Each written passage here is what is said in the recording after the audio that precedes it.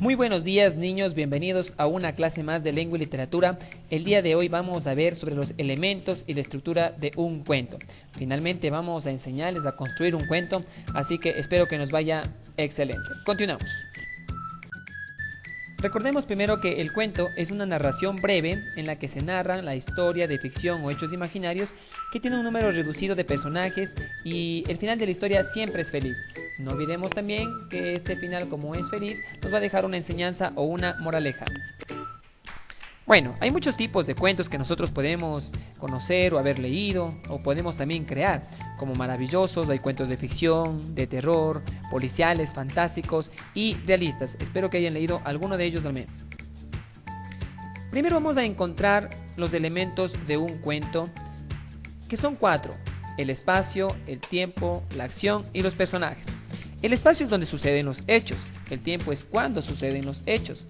Una acción es el acontecimiento que sucede para que puedas contar esta historia y los personajes de tanto principales como secundarios. La estructura del cuento se basa en 3 partes que son el inicio, el nudo y el desenlace. Cabe destacar que dentro de esta estructura se encuentran ya los elementos que vimos anteriormente.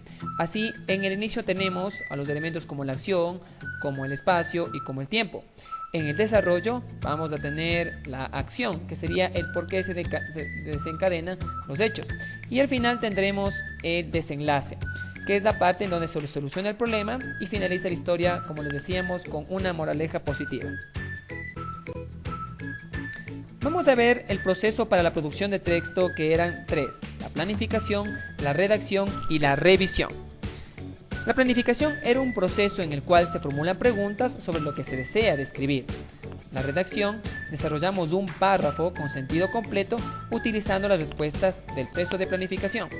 Y bueno, por último vamos a hacer una revisión, que sería comprobar el correcto uso de la semántica, ortografía, puntuación y en general las reglas gramáticas.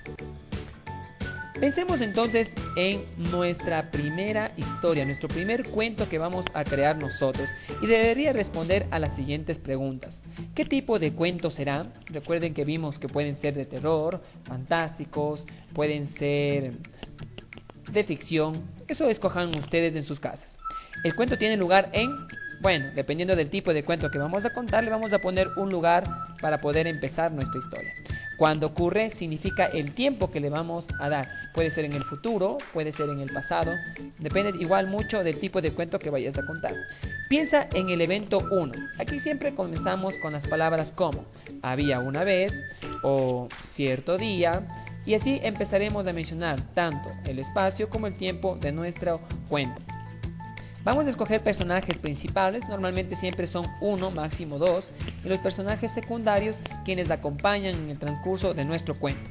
¿Cuál es el problema? Sería el conflicto, el por qué estamos contando esta historia. Y obviamente la solución sería cómo se resuelve ese problema y obviamente dejamos un final feliz. Una vez que tengas listo todos estos pasos, te puede quedar un cuento más o menos así como La carrera de zapatillas. Puedes posteriormente leer este cuento, puedes pausarlo para que no tengas inconvenientes y vas a ver que te encuentras con personajes principales, secundarios, un tiempo, un espacio y un problema. La acción que se presenta se va a resolver al final y esta historia con un final feliz. No olvidemos que todas nuestras historias tienen un propósito. En este caso tenemos el de entretener a cada uno de nuestros lectores. Así que empieza con tu cuento ahora mismo y esperemos que nos compartas en las próximas clases. Mucha suerte y chau chau.